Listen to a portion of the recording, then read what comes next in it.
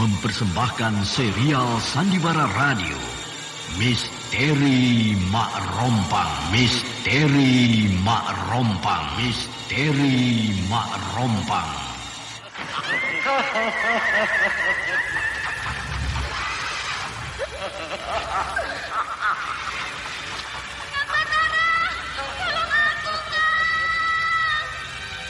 Cepat kemari, Mulan.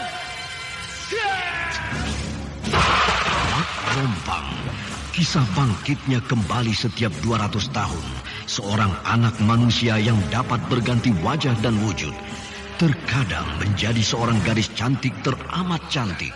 Terkadang menjadi seorang nenek tua renta buruk rupa yang selalu menimbulkan prahara dan malapetaka mengerikan bagi umat manusia.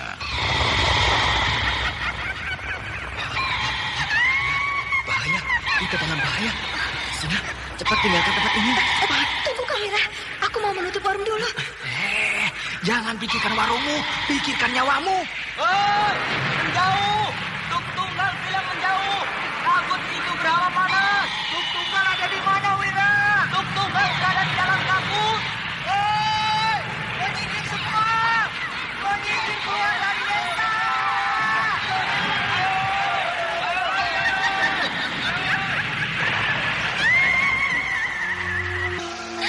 Kang Batara bicara sungguh-sungguh. Iya, karena saya mencintaimu, Wulandari. Mak Rompang diselingi pula tawa ria penuh canda serta kisah cinta kasih yang penuh dengan liku-pilu kehidupan dari dua insan manusia. Awas di belakangmu, Wulandari.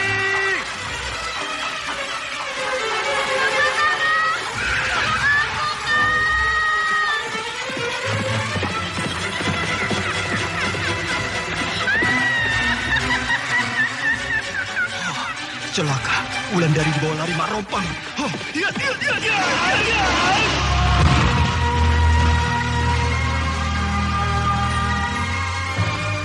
Didukung artis-artis terkenal Ferry Fadli, Yvonne Rose, Anna Sambayon, dan sederet bintang-bintang terkenal lainnya.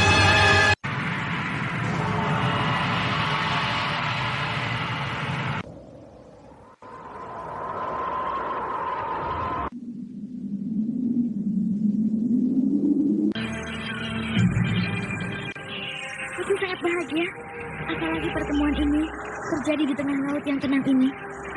Langit biru, laut pun biru, sedangkan burung-burung camar terbang di sekitar perahu kita. Langit biru, laut pun biru.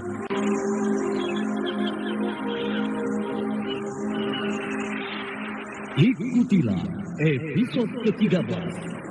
Langit biru, laut pun biru. Langit biru, laut pun biru. Langit biru, laut pun biru. Naskah karya Asmadi Syafar. Seri yang ketujuh ini didukung para pemain Yvonne Rose sebagai Wulandari, Eli Burhan sebagai Nyusepi, Lili Nur Indasari sebagai Gandini, Elias sebagai Civista. Anda sekarang masih mendengarkan Sandiwara Radio di channel Memori 80. Teknik dan montase Indra Mahendra dengan sutradara Denny Denhas. Pada kisah yang lalu diceritakan, Batara sedang terdampar di desa Bojong Nangka. Ketika Batara tidak lulus menjalankan syarat yang telah disampaikan oleh Kijana. Namun sebelum itu, Batara terombang-ambing di tengah laut ketika dihantam badai laut yang sangat dahsyat. Kini, Batara dirawat oleh seorang nelayan yang bernama Kijaro bersama anak Yukina. Bahkan Batara dibawa oleh Kijaro ke rumah seorang peramal yang bernama Aki Sangkala. Di rumah Aki Sangkala, Batara merasa heran mendengarkan ramalan laki-laki tua itu. Karena ramalan Aki Sangkala terlampau melambung tinggi. Sudah 3 bulan lebih Batara tidak muncul-muncul di padepokan ini. Iya, Nyi Guru. Mungkin obat untuk Nyi Guru belum didapatnya. Mungkin juga. Tetapi bagiku tidak perlu dengar. Cukup kau dan dia mempelajari kitab Dua Mustika peninggalan kepala dia. Karena di dalam kitab itu, aku yakin ada cara pengobatan tentang penyakitku ini. Iya, Nyi Guru. Hanya sangat sulit untuk mengartikan isi kitab itu kalau tidak dengan Nyi Guru. Itulah Karena keadaanku sedang sakit begini, maka aku sangat sulit untuk berpikir.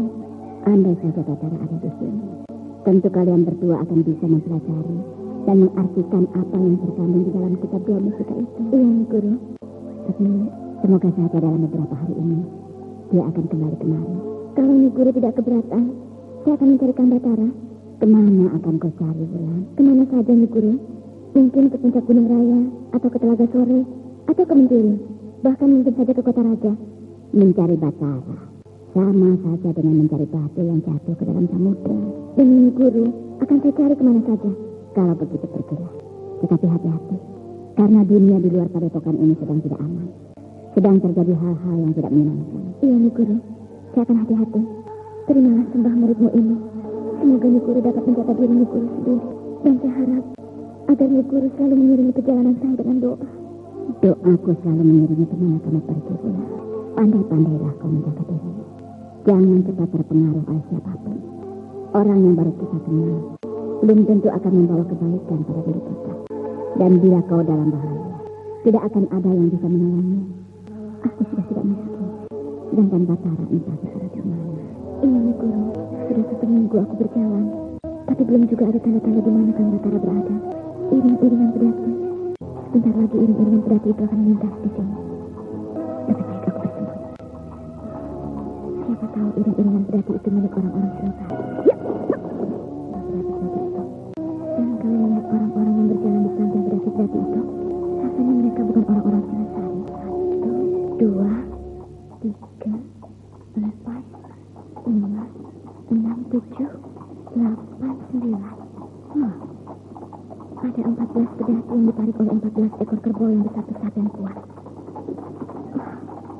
Yang duduk di pedati paling depan adalah Gandini. Dari mana Gandini membawa pedati-pedati itu? Dan itu adalah Ki Westa. Banyak juga mereka membawa prajurit. Aku harus tahu dari mana mereka. Akan aku paksa prajurit paling belakang untuk bicara. Mungkin dari keterangan prajurit itu, aku akan tahu di mana Kang Batara berada. Dengan cepat, Wulandari menutup mukanya dengan sebuah selendang berwarna ungu. Sehingga kini jadilah dia seorang gadis yang bernama Rembulan Telaga Sore. Wulandari tampak sudah bersiap-siap menghadapi segala kemungkinan. Dia singkapkan sedikit baju yang menutupi pinggangnya. Maka sehelai selendang berwarna biru terikat di pinggangnya. Di ujung selendang itu tampak 2 buah bola-bola kecil yang terbuat dari besi. Tampaknya selendang itu merupakan sebuah senjata aneh yang belum pernah dipakainya selama ini. Sementara rombongan pedati yang paling akhir sebentar lagi akan melintas di hadapannya.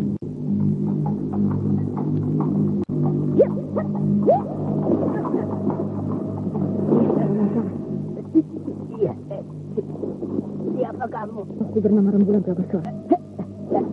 Apa maumu? Aku yang harus bertanah, bukan kau. Tapi ini, aduh. Dari mana kalian? Dari dermaga Batanghari. Apa yang kalian kerjakan di dermaga Batanghari? Aduh. Ayo jawab. Menjual panen lada. Sekarang apa isi pedati-pedati itu? Kosong. Di mana Batara? Aku tidak tahu. Jawab yang betul. Aduh, betul. Aku tidak tahu. Pergilah. Terima kasih. Jangan kamu lihat aku lama-lama. Iya. Permisi. Berhenti semua.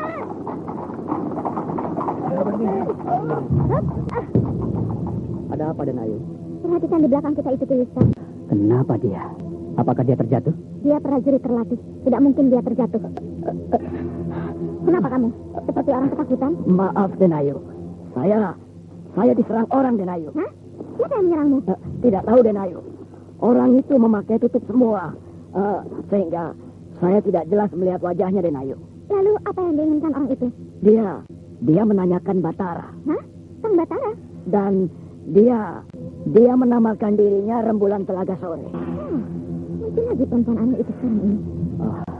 Maaf, Denayu. Siapa perempuan itu? Aku sendiri tidak tahu. Tapi Rembulan Telaga Sore itu sangat sakti. Mungkin dia mencari Kang Batara untuk dibunuhnya. Oh, sayang sekali. Kenapa Wista bilang begitu?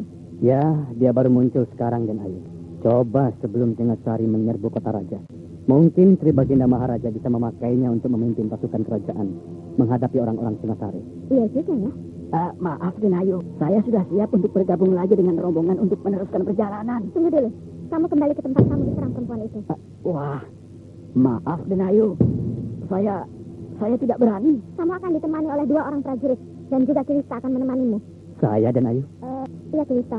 Tugas Kilista adalah untuk membujuk perempuan itu supaya dia mau bergabung bersama kita. Dan Ayu yakin kalau perempuan aneh itu mau bergabung dengan kita? Itu yang harus kita coba. Apakah dia bersedia untuk bergabung bersama kita? Kalau dia mau, maka dengan kekuatan yang dia miliki, aku berniat untuk menghancurkan Sepi dan Wulandari. Baik, dan Ayu. Pergilah, susul dia sebelum dia jauh dari tempat ini. Baik, dan Ayu. Ayo, cepat. Baik, dan Ayu. Benar dugaanku. Prajurit tadi membawa kawannya. Dia datang bersama Kilista. Aku akan beri pelajaran mereka. Dan prajurit bajingan ini akan aku selesaikan dulu.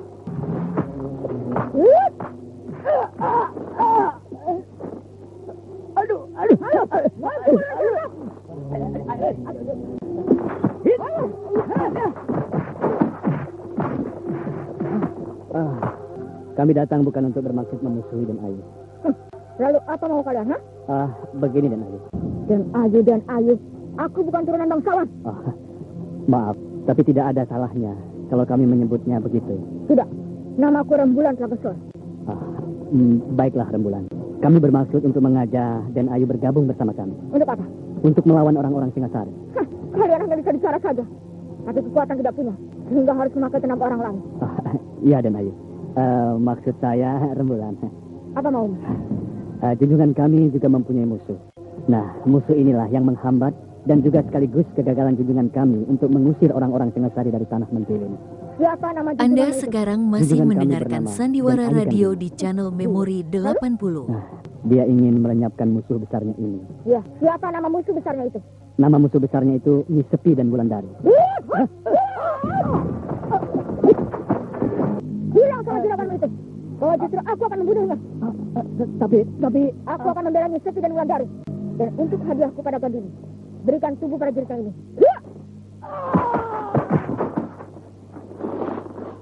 Nah, bawalah tubuhnya ini pada juraganmu.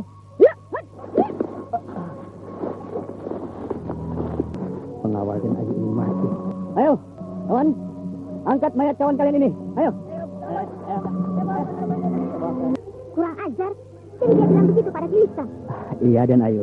Bahkan dengan sombongnya, dia bunuh prajurit itu. Kalau begitu kita ke sana. Kita tangkap dia. Percuma, dan Ayu. Perempuan aneh itu sudah pergi. Pengecut. Dia pergi karena dia tahu bahwa aku akan datang untuk membuat perhitungan dengan dia. Hei, kuburkan kawan kalian ini di sini. Baik, dan Ayu. Ada orang masuk ke dalam desa kita. Perempuan? Ya, kebetulan. Kebetulan bagaimana? Loh, berarti kita dapat mainan. Bukankah malam ini sepi dan dingin? Betul juga, ya. Tapi kalau dia itu seorang pendekar, bagaimana? Alah, mana ada perempuan jadi pendekar? Apa kamu tidak mendengar tentang prajurit Mentilin yang dibunuh seorang pendekar perempuan 3 hari yang lalu? Alah, itu kan cerita yang dibuat-buat oleh Gandini supaya orang takut pada perempuan, supaya orang takut pada Gandini. Padahal siapa yang mau percaya cerita dia? Tapi Gandini itu kan juga seorang pendekar. Bahkan dia tuh seorang perwira. Itu kan karena dia anak Kirakso, sehingga bisa saja dia mengangkat dirinya sebagai perwira, menjadi kepala desa, dan sebagainya. Tapi setelah pasukan Singasari menundukkan kerajaan Dharmasraya, dia juga tidak bisa berbuat apa-apa. Bahkan dia juga menyerah tanpa perlawanan sedikit pun. Iya juga. Tapi kata orang, perempuan yang membunuh prajurit Mentilin itu memakai tutup muka. Kalau begitu mari kita buktikan. Apakah perempuan yang melintas di jalan desa itu memakai tutup muka? Berhenti! Dia berhenti, tapi tidak mengembalikan badannya pada kita. Hei, hadapkan badanmu kemari. Kenapa? Supaya aku jelas melihat wajahmu. Tidak perlu.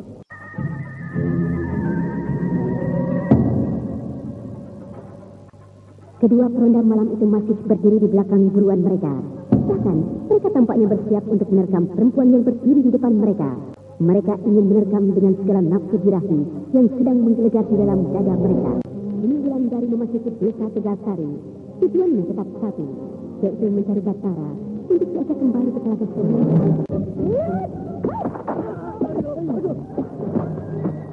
Betul kan aku bilang, dia ini seorang pendekar yang menyerang kita. mendapatkan ingatan dan membalikkan badannya kemari. Siapa kalian? Oh, kurang ajar. Balikkan badanmu kemari. Untuk apa? Supaya aku bisa melihat siapa kamu sebenarnya. Siapa kalian? Kami prajurit-prajurit Kisablang. Lantas kalian kurang ajar terhadap perempuan. Tutup mulutmu. Kamu yang harus tutup mulut untuk selama-lamanya. Aduh, kepalaku. Mudah sekali kau membunuh kawanku.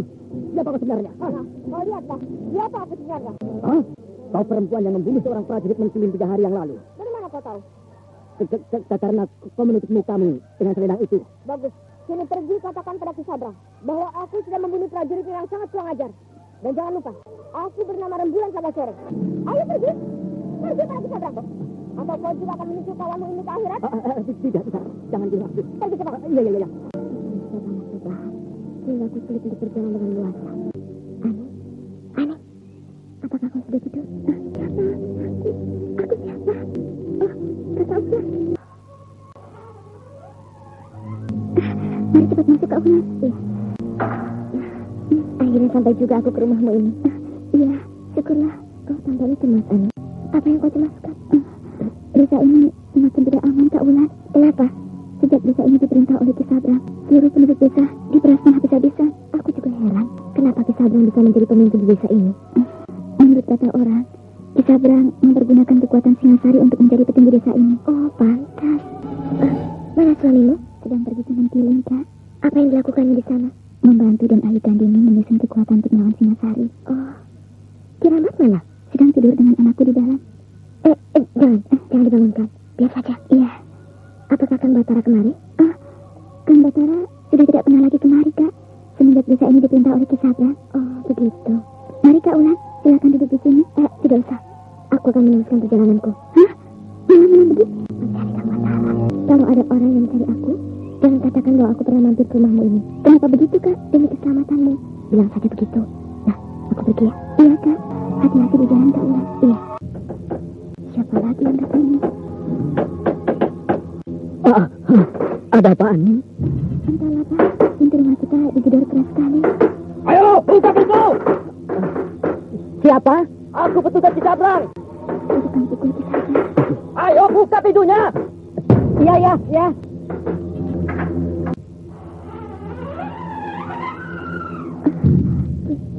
Orang ini datang bersama 10 prajurit Singasari.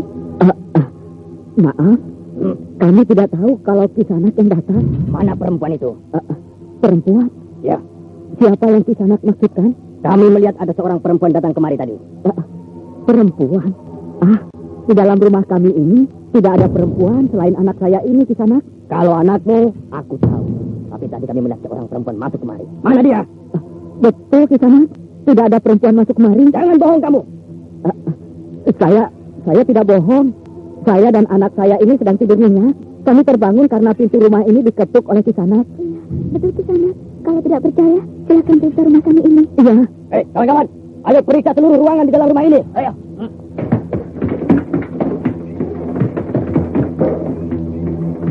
Kalian tahu, kalau kalian ternyata bohong, dan kalian tahu apa yang telah dilakukan perempuan itu tadi. Kami tidak tahu. Perempuan itu sudah membunuh seorang prajurit Singasari. Lalu ada orang melihat dia berjalan dan masuk ke dalam rumah ini. Dan kalian tentu tahu apa hukumannya menyembunyikan seorang pembunuh di dalam rumah kalian ini. Tapi di dalam rumah ini benar-benar tidak ada siapa-siapa lagi, Kisana. Tidak ada siapa-siapa, kecuali seorang bayi yang sedang tidur pulas. Itu anak saya. Kami tidak akan mengganggu anakmu. Anakku. Betul kamu melihat perempuan itu kemari tadi? Betul. Tapi kami tidak pernah menerima tamu perempuan sejak tadi. Kami sedang tidur nyenyak ketika Kisanak mengetuk pintu rumah kami ini. Ayo, kita pergi. Ayo semua keluar. Tinggalkan rumah ini. Ingat, kalau memang ternyata perempuan itu kalian sembunyikan, maka kalian berdua gantung. Kang Batara dari mana? Dari pantai, Cina. Abahmu mana? Sejak tadi pagi, Abah sudah pergi melaut. Oh, jadi Kijaro tidak ada di rumah? Tidak. Kata Abah, kalau Kang Batara jadi juga mencoba naik perahu, harus saya temani. Sebenarnya, aku ingin ditemani oleh Kijaro. Karena dia tahu betul seluk-beluk tentang lautan. Tapi saya juga tahu tentang lautan, Kang Batara. Hah? Kamu tahu juga? Iya. Saya hidup di tepi pantai, Kang. Tentu saya harus tahu seluk-beluk tentang laut. Bahkan ketika kecil dulu, ketika ibu baru saja meninggal, saya sering dibawa Abah ke laut. Karena saya tidak ada kawan di rumah, Kang. Oh, begitu. Iya. Kapan Kang Batara mau mencoba naik perahu ke tengah laut? Nanti sajalah, kalau Ki Jaro sudah kembali. Iyalah. Rasanya tidak pantas kalau aku berduaan dengan dia naik perahu. Kapan kira-kira abahmu kembali, Kina? Besok pagi, Kang. Oh, lama juga ya? Biasa seperti itu, Kang. Nelayan-nelayan yang lain juga begitu. Jadi menangkap ikannya malam hari? Iya. Tapi kenapa selama aku di sini, abahmu baru sekarang pergi ke laut, Kina? Selama ini cuaca buruk. Di laut selalu saja ada badai. Kalau tidak siang, ya malam. Berarti hari ini cuaca bagus? Kalau menurut susunan bintang di langit, tadi malam cuaca memang bagus, Kang. Susunan bintang di langit? Iya. Nelayan di sini juga sudah terbiasa berpedoman pada bintang-bintang di langit bila ingin turun ke laut. Wah. Aku baru tahu hal seperti ini, Kina. Aku ingin belajar padamu. Saya hanya tahu sedikit, Kang. Kalau mau belajar, belajarlah pada Abah, Kang. Apa yang harus aku kerjakan sih? Aku sudah merasa tidak betah tinggal di desa ini. Aku ingin pulang ke kampung halamanku. Oh iya, bagaimana kesehatan Kang Batara hari ini? Sudah betul-betul merasa sembuh? Sudah. Itu sebabnya aku ingin pergi naik perahu ke tengah laut. Tapi rasanya Kang Batara belum sembuh betul. Kamu tahu aku belum sembuh? Kalau malam hari, Kang Batara tidak bisa meninggal. Oh, aku tidak sadar itu. Selalu nama itu yang Kang Batara sebut-sebut. Hah? Nama siapa? Nama apa? Nama tempat di bawah Pulau Rakata itu. Saya jadi merinding mendengarnya. Oh, jadi aku sering menyebut-nyebut nama dusun Karangbiru itu? Jangan keras-keras menyebutnya, Kang. Saya takut mendengarnya. Aneh. Rupanya aku masih terpengaruh pada dusun Karangbiru itu. Tapi aku harus ke sana. Aku harus mendapatkan obat yang dikatakan oleh Kira Bumi itu. Obat itu untuk Nyi Guru. Bagaimana keadaan Nyi Guru sekarang? Bagaimana keadaan Wulandari sekarang? Apakah Nyi Guru masih sakit? Apakah Wulandari dalam keadaan baik-baik saja? Tentu mereka cemas memikirkan aku. Karena sudah lama sekali aku meninggalkan Padepokan Telaga Sore. Sudah nasibku seperti ini. Aku harus terima. Seperti kata Aki Sangkala dulu. Garis tangan manusia tidak bisa diubah. Berarti nasibku sampai di desa ini adalah garis tanganku. Tapi aku tidak boleh tunduk pada nasib. Aku harus berusaha keluar dari nasib buruk ini. Kang? Iya? Kang Batara ngelamun ya? Tidak. Kang Batara pasti ngelamun. Sejak tadi aku panggil-panggil, Kang Batara diam saja. Iya. Aku ingat kampung halamanku, Kina. Sedangkan aku tidak tahu harus kemana aku pergi supaya aku sampai di kampungku. Kata Abah, kampung Kang Batara jauh sekali. Kalau hanya di pulau yang tampak dari pantai, Abah mau mengantarkannya? Abahmu itu orang baik, sehingga aku merasa sangat berhutang budi pada abahmu. Bahkan aku berhutang nyawa. Tapi Abah tidak pernah berpikir begitu, Kang. Abah bahkan gembira bila Kang Batara mau tinggal lama di sini. Aku sebenarnya tidak mau tinggal lama-lama di sini, Kina. Aku tidak mau merepotkan kamu dan juga Ki Jaro. Tapi aku tidak tahu harus kemana. Jangan berpikir begitu, Kang. Karena saya dan Abah tidak pernah merasa direpotkan akal. Iya, aku tahu kalian tidak pernah berpikir begitu. Hanya perasaanku saja yang begitu. Oh ya, sudah lama aku tidak melihat Ki Kuta. Kemana dia, Kina? Ki Kuta sebenarnya bukan orang desa sini, Kang. Dia berasal dari desa lain. Hanya kebetulan ketika Kang Batara hanyut, dia bersama Abah dalam satu perahu. Aku juga berhutang nyawa pada dia. Kalau tidak ada abahmu dan dia, saya tidak tahu bagaimana nasib saya selanjutnya. Memang, kalau Kang Batara tidak cepat-cepat tertolong, saya ngeri bila memikirkan kejadian selanjutnya. Batara dan Kina masih duduk di ambon rumah sambil berbincang-bincang.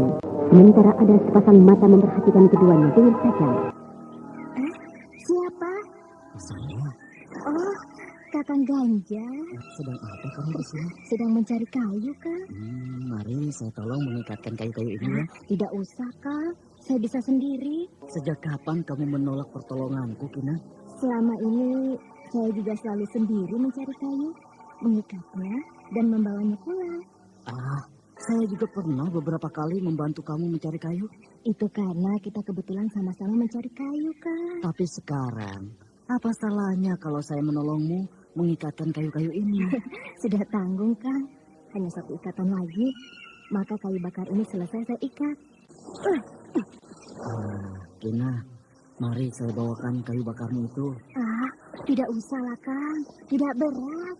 Saya sanggup membawanya sendiri. Aneh kamu sekarang ini, Kina. Aneh? Tidak ada yang aneh, Kang. Maaf, Kang Ganjar. Anda sekarang masih mendengarkan Sandiwara Radio di channel Memori 80. Pasti karena pemuda itu, sehingga Kina tidak mempunyai perhatian lagi kepadaku. Wah, kau hebat, Kina. Kau bisa memikul kayu bakar sebanyak ini. Karena sudah biasa, Kang Batara. Aku suka melihat perempuan setangkas ini kerjanya. Pasti pagi-pagi sekali kamu sudah ke hutan mencari kayu bakar ini. Karena kayu bakar di rumah sudah habis. Sedangkan saya harus memasak makanan hari ini. Siapa tahu Abah pulang hari ini. Seharusnya kamu tidak usah repot-repot pergi mencari kayu bakar. Biar aku yang mencarinya. Kau hanya tinggal memasak saja di dapur. Tidak baik kan kalau tamu sampai bekerja. Aku juga sudah mencari kayu bakar untuk keperluanmu. Jadi Kang Batara juga sudah mencari kayu bakar? Sudah.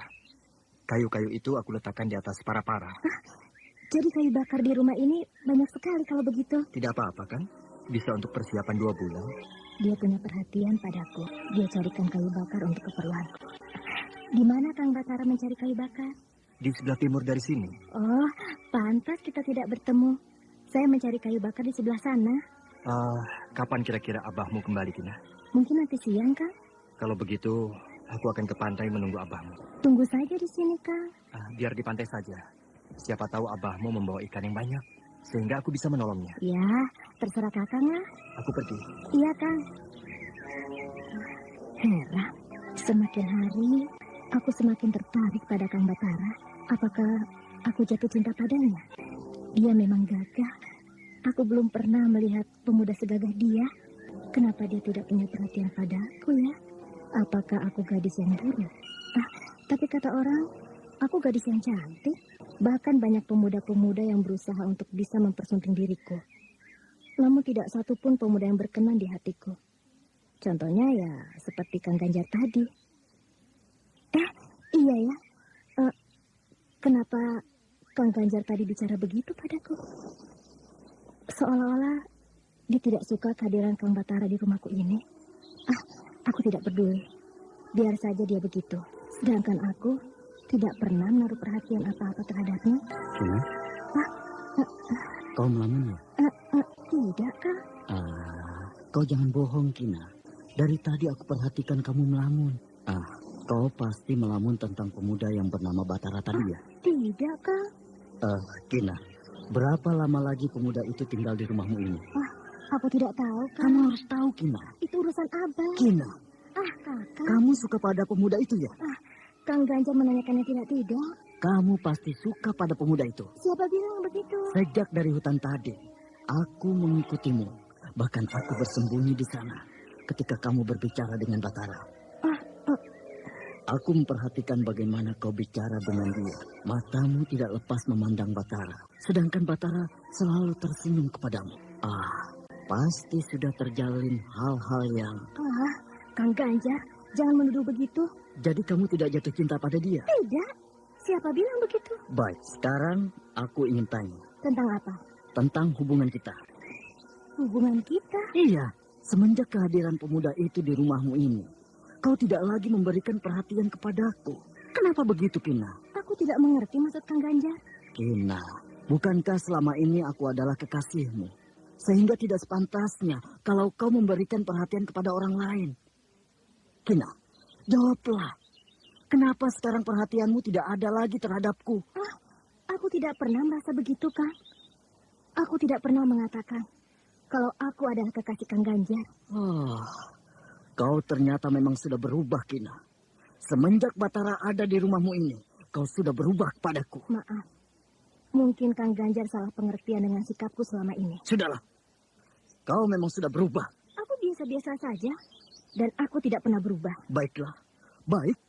Hal ini akan aku sampaikan kepada abahku. Biar abahku yang bicara pada Ki Jaro. Aneh Kang Ganjar itu. Dia bilang aku adalah kekasihnya. Padahal aku selama ini menganggapnya hanya sebagai kawan biasa saja. Dia sudah salah pengertian terhadap sikapku selama ini. Kalau aku memandang laut ini, hatiku menjadi sedih. Karena laut inilah aku terpisah ribuan tombak dengan Wulandari. Andai saja laut ini tidak ada, maka aku akan bisa pulang ke kampung halamanku, menemui Wulandari, menemui Nyi Guru, untuk melihat keadaannya. Kalau saja Ki Mujur masih hidup, pasti aku akan dimarahinya, karena aku tidak bisa mencarikan obat untuk Nyi Guru. Bahkan Nyi Guru pun tentu akan marah padaku. Aku memang murid yang murtad, murid yang tidak tahu membalas guna. Tapi kalau Nyi Guru tahu bahwa aku sudah berusaha mencarikan obat sampai aku terdampar di desa Bojong Nangka ini, maka tentu Nyi Guru akan memaafkan aku. Pantai ini sepi seperti tidak berpenghuni. Kau tampak lesu pagi ini, Ani. Aku mimpi buruk tadi malam, Bapak. Mimpi apa, Ani? Aku bermimpi, rasanya di ladang-ladang kita ada benda aneh ditanam orang. Benda apa itu, Ani? Entahlah, benda itu sebesar buah kelapa. Lalu? Orang itu bilang dia titipkan benda itu di ladang kita. Jangan diapa-apakan. Benda apa ya? Jangan-jangan harta karun, Ani. Mungkin juga, Pak. Tapi mimpi itu seram sekali. Seram? Sepertinya. Seperti apa bentuk orang dalam mimpimu itu, Ani? Dia itu seorang perempuan yang sudah tua, Pak. Tapi sorot matanya mengerikan sekali. Dan bicaranya kasar. Rasanya seram sekali suasana dalam mimpiku itu. Kalau begitu, Bapak akan cari benda itu, Ani. Untuk apa, Pak? Akan Bapak buang supaya ladang kita tidak sial, Ani. Sial? Bukankah mimpi buruk itu mimpi yang sial? Apakah begitu, Pak? Ani, dulu sewaktu suamimu akan diangkat jadi pemimpin di Tegalsari ini, bukankah kamu juga bermimpi buruk? Nah, akhirnya suamimu hanya beberapa hari menjadi pemimpin, lalu diusir dari tampuk pimpinan oleh Ki Sabrang. Iya juga ya. Di sebelah mana benda itu ditanam, Ani? Di bawah pohon kemuning, Pak. Di bawah pohon kemuning? Iya. Bapak mau ke ladang. Bapak mau ambil benda itu. Hati-hati, Pak. Iya. Aning! Iya, tunggu. Ada apa, Pak? Lihat nih, apa yang Bapak bawa ini? Apa ini? Ini benda di dalam mimpimu itu, bukan? Iya. Jadi benda ini Bapak gali di bawah pohon kemuning? Iya. Nah, ini dia, Ani, bendanya. Benda ini aneh. Mirip seperti buah jeruk yang besar. Kalau menurutku, mirip kepala orang, Ani. Kenapa ini ada-ada saja? Coba kamu perhatikan, Ani. Kalau saja benda itu ada rambutnya, maka persis kepala manusia. Tidak. Lihat, Ani.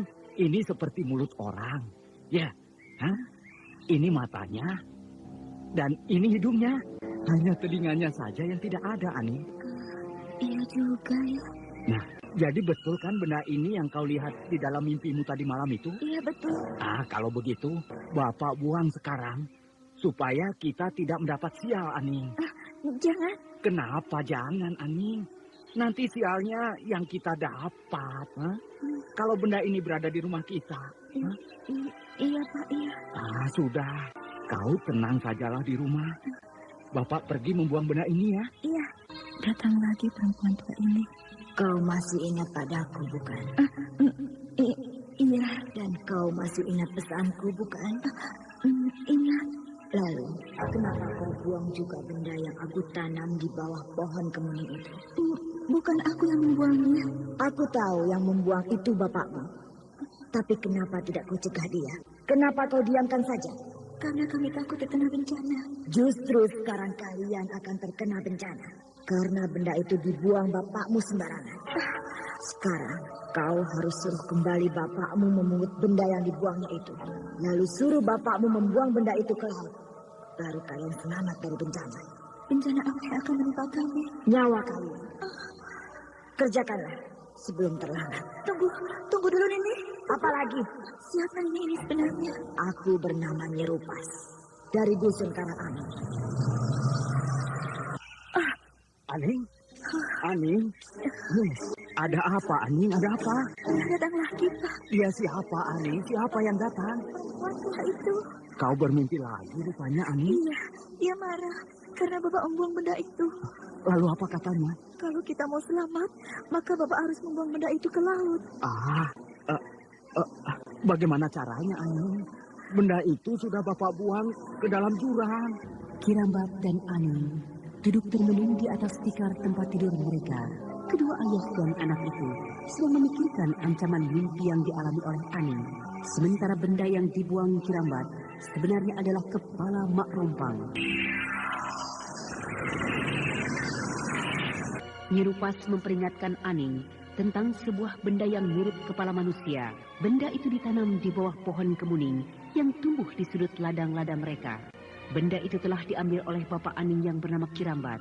Bahkan, benda itu dibuang oleh Kirambat ke dalam jurang. Kini kembali Nyi Rupas datang dalam mimpinya. Nyi Rupas menyarankan agar benda itu dibuang ke tengah laut kalau dia dan bapaknya mau selamat dari bencana. Sementara itu, Batara masih berada di desa Bojong Nangka. Batara sudah sangat rindu pada kampung halamannya. Namun dia tidak tahu bagaimana caranya untuk bisa kembali pulang ke kampung halaman yang jauh terletak di seberang lautan. Kalau benda itu datang malam ini, bagaimana, Pak? Benda yang mana, Ani? Benda yang Bapak buang ke dalam jurang itu. Sudahlah, jangan disebut lagi, Ani. Bapak sendiri sudah melupakan benda itu. Tapi Anda sekarang masih mendengarkan Sandiwara Radio di channel Memori 80. Aduh, Aning, jangan terlampau percaya pada mimpi. buktinya, ketika Bapak cari benda itu di bawah pohon kemuning, benda itu ada. Padahal petunjuk itu aku dapatkan hanya di dalam mimpi.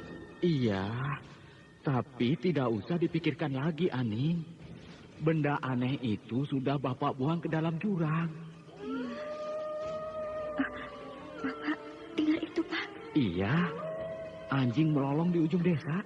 Aku merinding mendengar lolong anjing itu. Aduh, Aning, semuanya menjadi menakutkan bagimu. Iya, Lama-lama Bapak bisa sakit, Aning. tapi perasaanku memang begitu, Pak. Aning, Iya, anakmu sudah tidur? sudah. Tidurnya gelisah saja sejak tadi sore, Pak.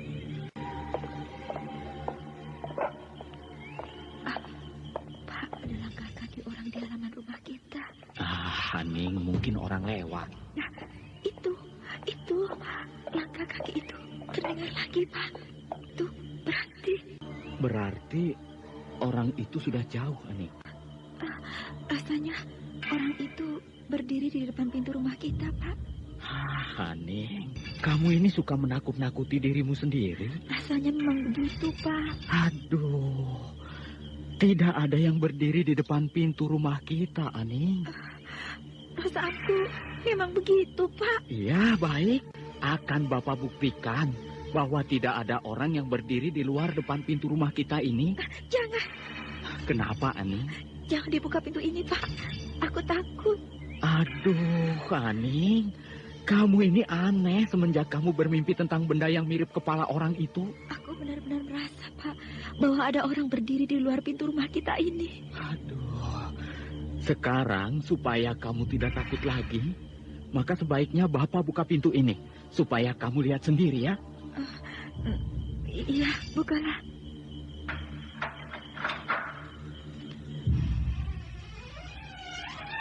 Nah, kamu lihat? Iya, tidak ada siapa-siapa. Nah, sekarang Bapak mau tutup pintu ini lagi ya. Iya, Pak. Sekarang sudah tenang perasaanmu, Ani? Aku tidak tahu. Perasaanku masih tidak tenang. Ada apa, Ani? Itu, lihat itu. Apa? Ada rambut menjalar di bawah pintu, Pak. Itu, Pak. Oh, Ribuan ujung rambut menjalar di bawah pintu rumah ini.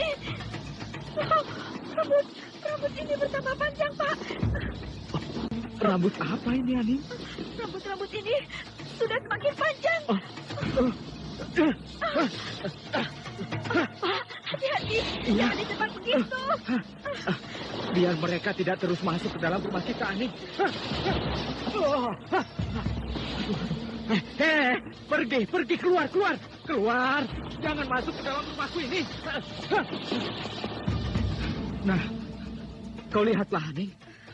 Kini rambut-rambut itu sudah keluar kembali lewat bawah pintu ini, Aning. Iya. Ada apa, Aning? Itu. Hah? Lihat. Apa itu, Pak? Itu. Oh, Gusti. Ada segumpal rambut yang panjang tergantung di langit-langit rumah kita. Betul kan, Pak, perasaanku, Pak. Kita dalam bahaya.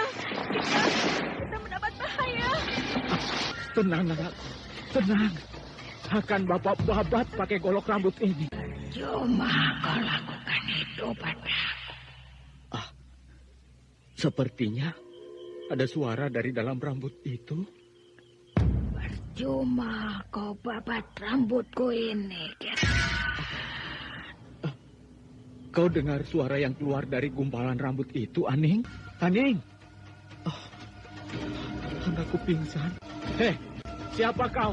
Dan apa maumu masuk ke dalam rumahku ini? Aku minta kepalaku. Rambut itu meminta kepalanya padaku. Kepala yang mana? Aku minta kepalaku yang kau buang ke dalam jurang. Oh. Kalau tidak kau ambilkan kepalaku itu, maka kepalamu yang akan jadi gantinya. Jangan. Kau memenuhi permintaanku ini, Ki Rambat. Atau akan kau biarkan rambutku ini tidak berkepala? Iya, sanggup. Akan kau cari kepalaku yang kau buang itu, Ki Rambat. Besok pagi. Terima kasih.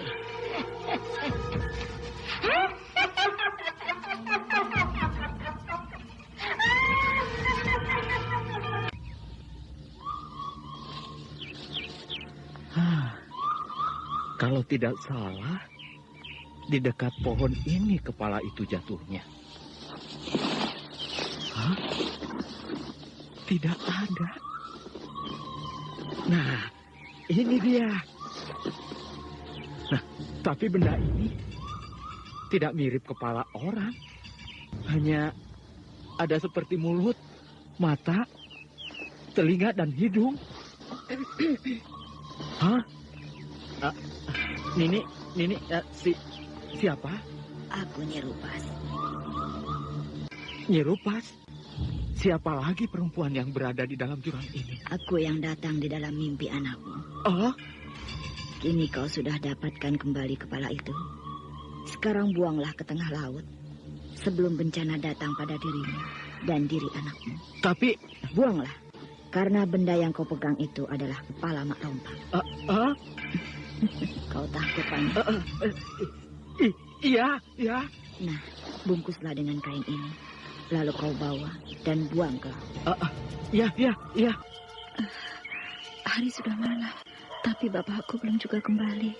Apakah bapakku mendapat bahaya di jalan? Kalau gumpalan rambut itu masuk lagi di bawah pintu rumahku ini, bagaimana caranya aku mengusirnya? Celaka, ada yang mengetuk pintu rumahku. Pasti siluman itu.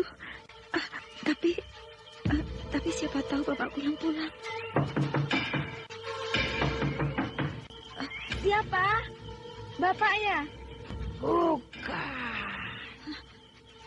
Celaka, suara itu persis seperti suara perempuan yang kemarin malam. Mana bapakmu? Bilang pada bapakmu. Kenapa dia buang kepalaku ke tengah laut? Apakah bapakku pergi membuang kepala itu di tengah laut? Kenapa dia buang ke tengah laut kepalaku? Apakah kita sudah berada di tengah laut, Kisanak? Sudah. Tapi kalau Kisanak mau lebih ke tengah lagi, akan aku dayung perahuku ini lebih ke tengah. Sudah, di sini saja.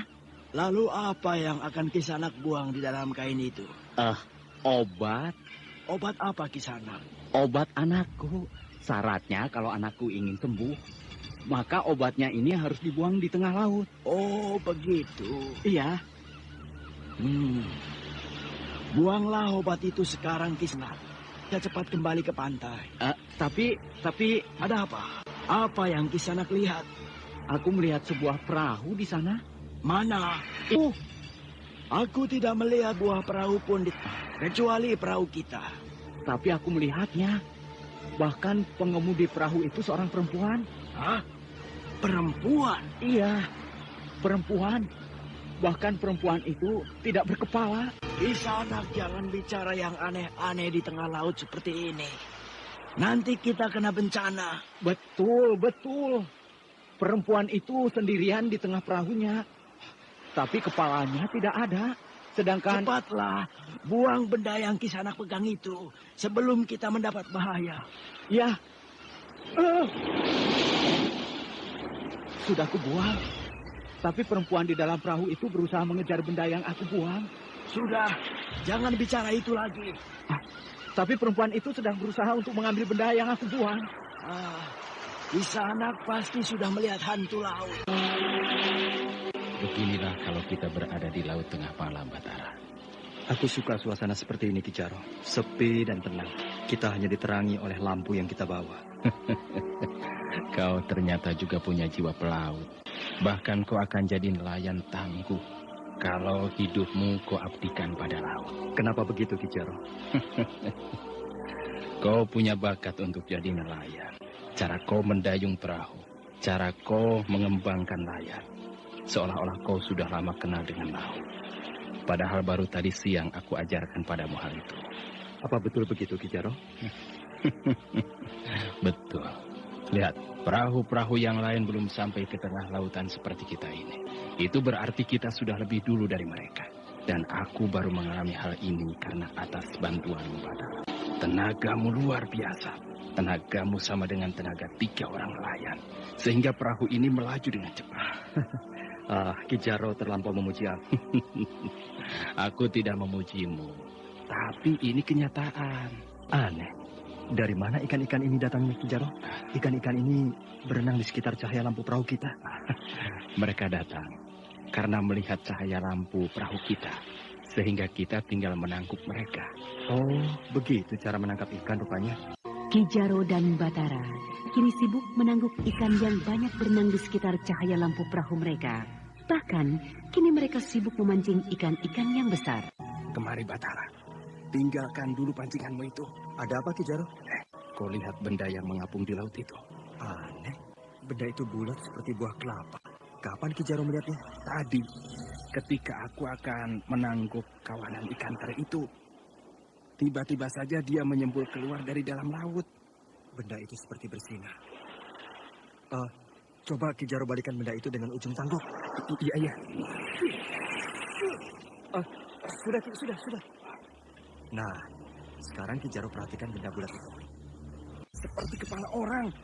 Iya, seperti kepala orang. Tapi bukan kepala orang. Iya, hanya mirip.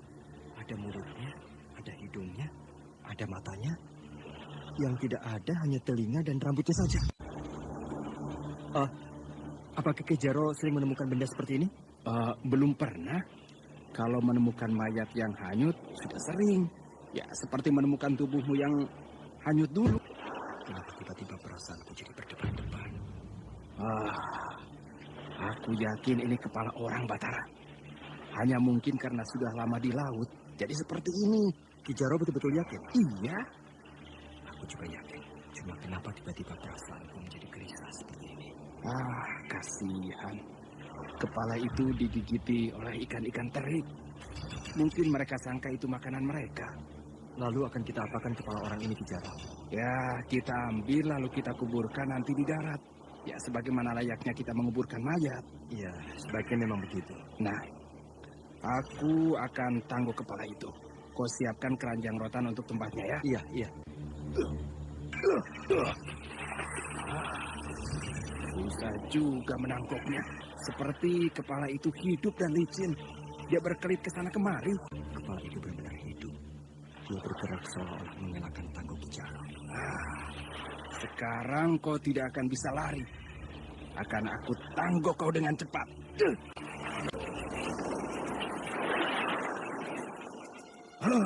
Sialan. Kamu harus tahu. Aku bermaksud baik.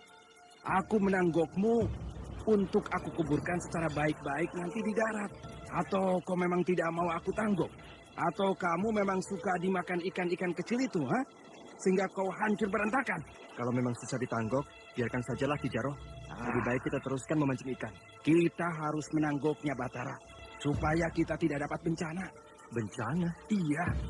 Contohnya, ketika aku dan Kuta menemukanmu terombang-ambing di tengah laut. Waktu itu kami tidak tahu apakah kau sudah mati ataukah hidup. Yang penting bagi kami harus membawamu ke darat. Dan ternyata, lihat saja sekarang. Sejak menolongmu itu, aku banyak mendapat ikan. Begitu juga Puta. Kini dia banyak mendapatkan hasil tangkapan ikan. Jadi Ki Jaro tetap akan menangkap benda yang mirip kepala orang itu? Bukan mirip. Aku yakin betul itu kepala orang. Perhatikanlah. Iya. Aku harus menangkupnya lebih cepat. Supaya kepala itu tidak menggelinding lagi. Iya. Anda sekarang masih mendengarkan Sandiwara Radio di channel Memori 80. Masih berkelit kamu.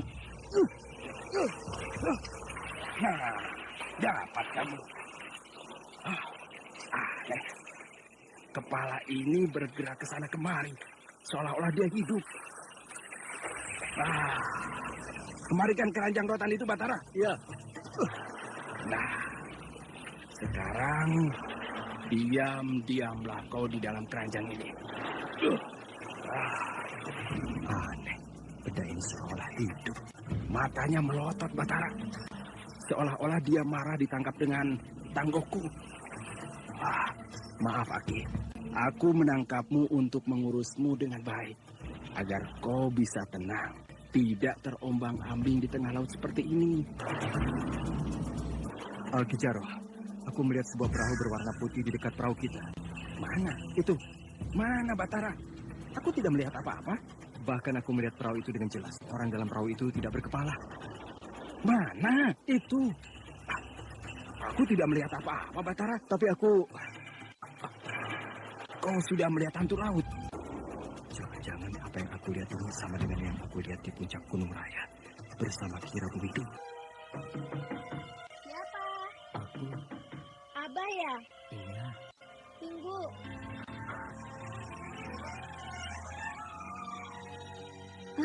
Kenapa Abah cepat pulang? Kang Ganjar. Iya. Kau terkejut, Kina? Mau apa Kang Ganjar datang malam-malam kemari?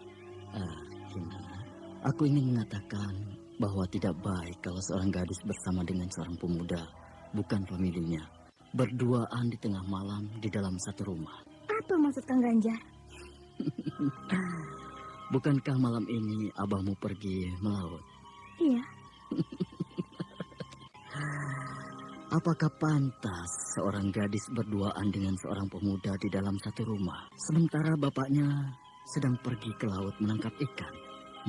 Aku tambah tidak mengerti maksud Kang Ganjar.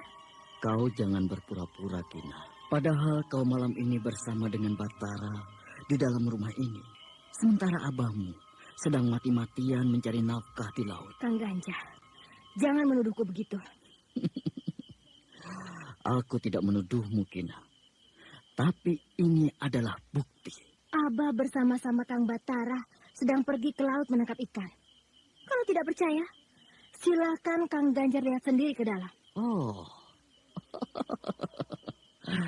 pintar sekali kau mengelak, Kina. Silakan lihat sendiri ke dalam rumah kalau Kang Ganjar tidak percaya. Iya, aku percaya. Sialan. Aku sudah salah duga. Maaf, Kang. Aku mau tidur. Tunggu dulu. Kenapa? Kang Ganjar masih belum percaya pada keterangan saya? Oh, percaya. Aku hanya ingin main-main saja, Kina. Kalau begitu, aku mau tidur. Tunggu dulu. Ada apa lagi? Oh, Kina. Kenapa tidur sore-sore, Kina? Ini kan sudah malam, Kang. Kina, aku datang jauh-jauh kemari hanya untuk menemuimu. Sekarang kalau kau tinggal tidur, maka percuma saja aku jauh-jauh datang kemari.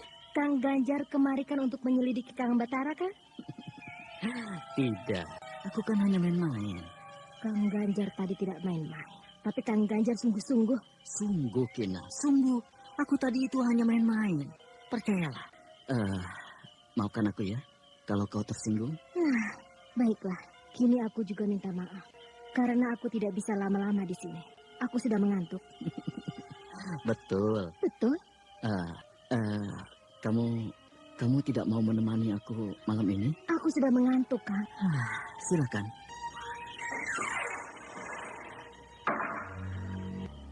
Sialan. Betul-betul dia masuk dan menutup pintu. Kalau kau kembali ke desaku, maka berarti aku gagal untuk berduaan dengan Kina. Iya. Untuk apa aku datang jauh-jauh kemari kalau tidak berhasil duduk berdua dengan Kina? Apalagi sekarang Kijaro dan pemuda itu tidak ada di rumah. Bukankah ini kesempatan yang jarang aku dapatkan? Kina, bukakan pintu, Kina. Ada apa lagi, Kang Ganjar?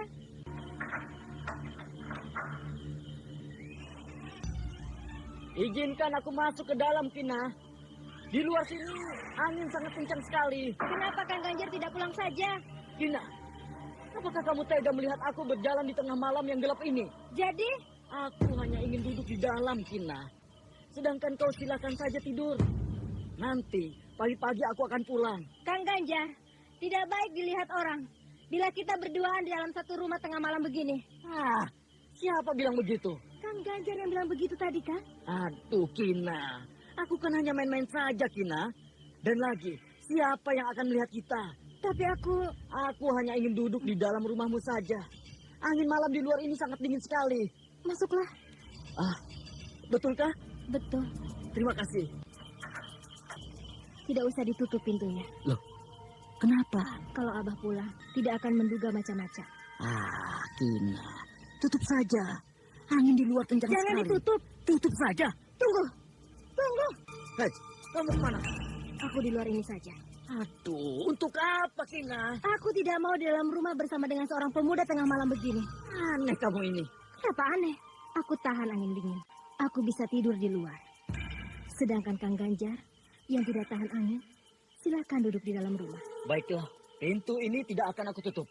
Ditutup atau tidak, aku tetap di luar. Kalau begitu, aku akan duduk bersamamu di luar. Kalau Kang Ganjar keluar, aku akan ke dalam. Aduh, Kina. Kau semakin hari semakin aneh. Kan Kang Ganjar yang bilang tadi bahwa tidak baik berduaan dengan pemuda di tengah malam begini di dalam satu rumah. Kina, aku sudah bilang, Kina, bahwa aku tadi hanya main-main. Biar itu hanya main-main. Tapi aku rasa kata-kata Kang Ganjar itu banyak betulnya. Jadi aku akan pegang kata-kata Kang Ganjar itu. Baiklah, Kina. Aku akan bicara sungguh-sungguh kepadamu sekarang, Kina. Jangan masuk. Kita bicara di luar ini saja. Baik, aku akan dengarkan. Kina, bagaimana hubungan kita selama ini? Hubungan apa, Kang? Hubungan cinta kita, Kina. Aku tidak pernah merasa punya hubungan apa-apa terhadap Kang Ganjar. Kecuali hubungan sebagai kawan saja. Kina, rupanya selama ini kau abaikan pernyataan cintaku kepadamu. Selama ini aku selalu membantumu mencari kayu, membantumu mengambil air di pancuran, membantu membawakan cucian dari sungai.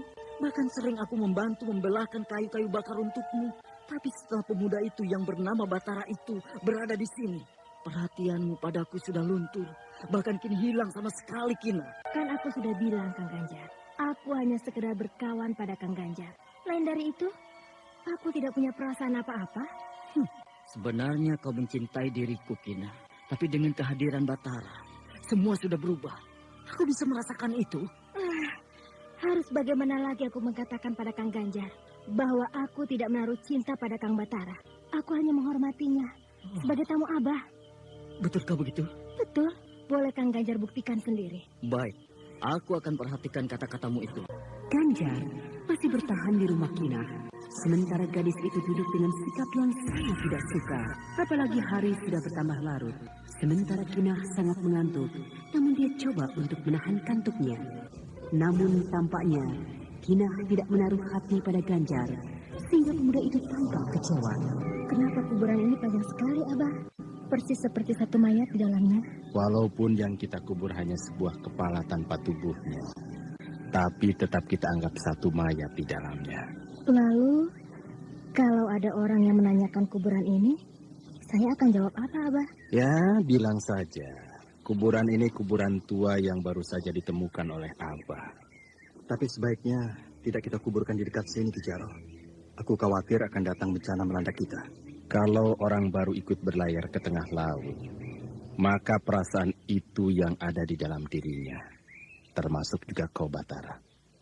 Apalagi tadi malam kau sudah melihat sebuah perahu dengan penumpang yang tidak berkepala. Sehingga kau merasakan ada bencana melanda kita. Padahal yang datang nanti justru keuntungan. Karena kita sudah menenteramkan arwah pemilik kepala itu. Oh, Kang Batara melihat penumpang perahu tidak berkepala. Aku memang melihat hal itu dengan jelas. Sedangkan Ki Jaro tidak melihat apa-apa. Kang Batara sudah melihat hantu laut. Aku yakin kalau aku lihat itu bukan hantu laut. Walau aku belum pernah melihat bentuk hantu laut. Anakku benar, Batara. Kau sudah melihat hantu laut. Dan itu hal yang biasa. Karena mereka sedang menguji para calon nelayan. Mungkin juga. Tapi sebaiknya kuburan ini kita pindahkan ke tempat lain yang jauh dari rumah Ki Jaro. Biar saja di sini. Kan sudah cukup jauh dari rumahku. Apalagi kepala itu tadi sudah mulai membusuk. Ki Jaro tidak mengerti bahwa yang dia kubur ini adalah kepala Marompang. Kalau dia kubur kepala itu di sini, sama juga dia mengundang Marompang datang kemari. Atau memang hidupku ini selalu akan berada di dekat Marompang. Tapi apakah betul itu kepala Marompang? Rasanya bukan ya. Mungkin juga apa kata mereka. Aku sudah terkena godaan hantu laut. Mari kita pulang. Ayo, Kang. Iya. Kau tampaknya masih memikirkan tentang kepala yang aku kuburkan tadi siang, Batara. Ya, pikiranku selalu terganggu dengan kepala itu. Kalau begitu, kau harus melakukan sesuatu, Batara. Supaya pikiranmu tidak diganggu oleh bayangan kepala itu lagi. Apa yang harus aku lakukan, Ki Jaro? Besok pagi kau harus berlayar ke tengah laut. Lalu sampai di tengah, kau minumlah air laut yang jernih secukupnya. Maka pikiran-pikiran buruk yang mengganggumu akan hilang dengan sendirinya. Baiklah, aku senang berlayar lagi dengan Ki Jaro. Ya, tapi aku tidak dapat menemanimu. Aku harus membetulkan jala yang robek tadi malam ya. Jadi aku harus pergi sendiri? Aku tidak akan melepas kau sendirian ke tengah laut. Kau belum tahu seluk-beluk tentang laut. Lalu, siapa yang akan menemani aku, Ki Jaro? Anakku. Kina? Ya, Kina. Dia sama pintarnya dengan aku tentang seluk-beluk laut. Sehingga kau tidak perlu khawatir, Batara. Kang Batara tidak usah khawatir. Saya akan menjaga keselamatan Kakang di tengah laut nanti. Sehingga Kakang tidak akan bertemu lagi dengan pemilik perahu yang tidak berkepala itu. Dan nanti akan saya beritahu apa saja upacara yang harus Kakang lakukan di tengah laut nanti. Ya, baiklah. Anda sekarang masih mendengarkan Sandiwara Radio di channel Sudah, Memori 80. Kita sudah berada di tengah-tengah jauh dari keramaian. Sekarang apa yang harus aku lakukan? Sekarang Kang Batara ambil air laut ini dengan tangan Kang Batara. Lalu baca mantra yang telah diajarkan oleh Abah di dalam hati. Dan setelah itu, Kang Batara minum air laut yang ada di dalam telapak tangan Kang Batara itu. Lakukan hal itu sampai 3 kali. Iya, baik. Aku mau muntah. Kenapa kau tertawa, Kina? Lucu melihat wajah Kang Batara ketika meminum air laut tadi. Air laut ini tidak enak rasanya. Asin air laut ini membuat aku... Ya asinnya ini enak. Sampai-sampai aku mau muntah. Tapi Kang Batara hebat. Jarang orang yang tidak muntah. Biasanya selalu muntah. Sekarang apalagi yang harus aku lakukan, Kina? Hanyutkan 3 lembar daun sirih ini. Hanyutkan? Iya. Bagaimana bisa hanyut? Sedangkan air laut ini tenang, tidak bergerak kemana-mana. Air laut ini sebenarnya bergerak, Kang Batara. Hanya perasaan kita saja, dia tidak bergerak. Karena kebetulan kita bertemu dengan cuaca yang bagus. Sehingga air laut ini tenang. Laut biru, langit pun biru warnanya. Pengetahuanmu tentang laut memang hebat, Kina. Aku kagum padamu. Itu kan hanya karena kebiasaan saya saja, Kang. Nah, hanyutkanlah 3 lembar daun sirih itu, Kang. Lalu, apa yang akan terjadi? Bila daun sirih itu hanyut menjauh, maka berarti bencana akan menjauhi Kang Batara. Tapi bila ketiga daun sirih itu mendekati perahu kita, maka bencana akan mendatangi Kang Batara. Lalu kalau daun sirih itu tenggelam, maka kematian akan menjemput Kang Batara. Mengerikan juga. Tapi tidak apa-apa, Kang. Kalau memang bencana yang akan menimpa Kang Batara, kita akan lakukan upacara menolak bala. Jadi Kang Batara tidak perlu khawatir. Aku tidak pernah khawatir tentang kematian diriku, Kina. Yang aku khawatirkan adalah bila bencana itu bukan menimpa aku, tapi menimpa desa Bojong Nangka. Kang Batara tidak usah khawatir. Desa Bojong Nangka masih punya seorang tua yang bernama Aki Sangkala. Aki Sangkala akan bisa mengusir segala bencana. Baiklah. Ketiga daun sirih ini akan aku hanyutkan.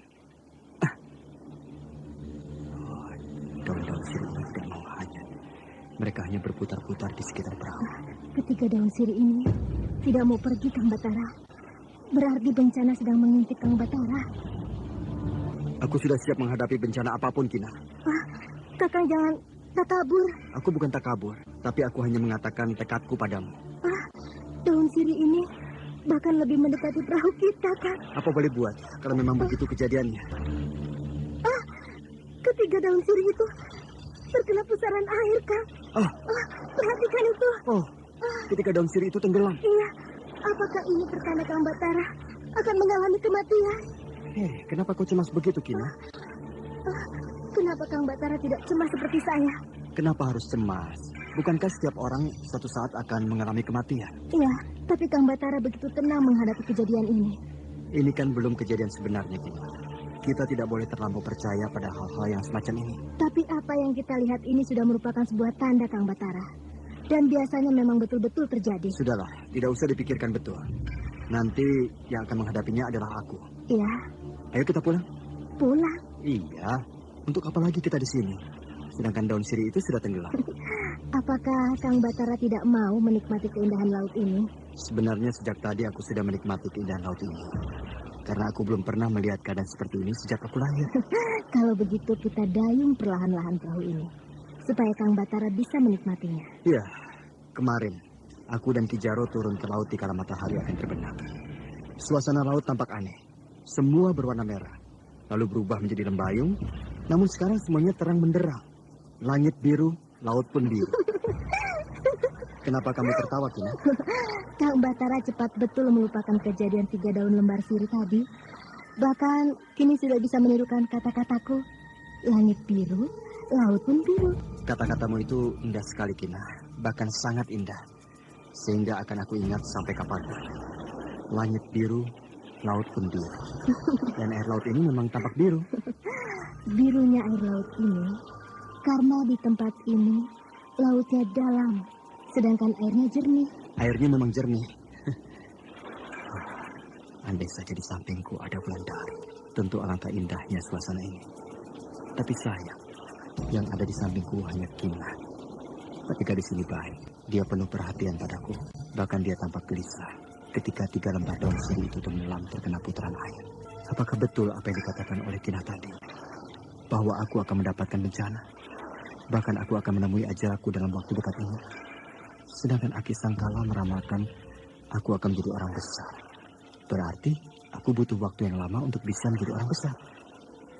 Jadi mana yang betul ramalan itu? Aku tidak peduli dengan segala ramalan itu. Yang penting bagaimana aku bisa kembali ke kampungku. Kang Batara melamun. Tidak. Lihat, Kang. Di kejauhan tampak Teluk Banten dari sini. Yang mana? Itu. Yang banyak perahu layar itu adalah Teluk Banten. Oh, itu? Iya. Di sana Kikuta tinggal. Oh, jauh juga ya? Memang cukup jauh dari tempat kita. Abah. Kenapa? Bagaimana? Mana Batara? Kang Batara langsung pulang ke rumah. Dia tidak tahu kalau Abah ada di pantai ini. Mana perahu kalian? Ditambatkan di sana oleh Kang Batara. Biarlah. Lalu bagaimana? Kenapa wajahmu kusut? 3 lembar daun sirih itu tenggelam di tengah laut, Abah. Tenggelam? Lalu kau bilang apa pada Batara maknanya? Iya. Dan bagaimana sikapnya? Dia tenang-tenang saja, Abah. Bahkan dia menikmati perjalanan tadi dengan sangat gembira. Benar-benar pemuda berhati baja dia. Kenapa begitu, Abah? Kina. Kalau bukan manusia berhati baja, maka dia pasti akan cemas mendengarkan kematian yang akan datang padanya. Tapi Batara itu tidak. Aku baru bertemu dengan laki-laki seperti dia.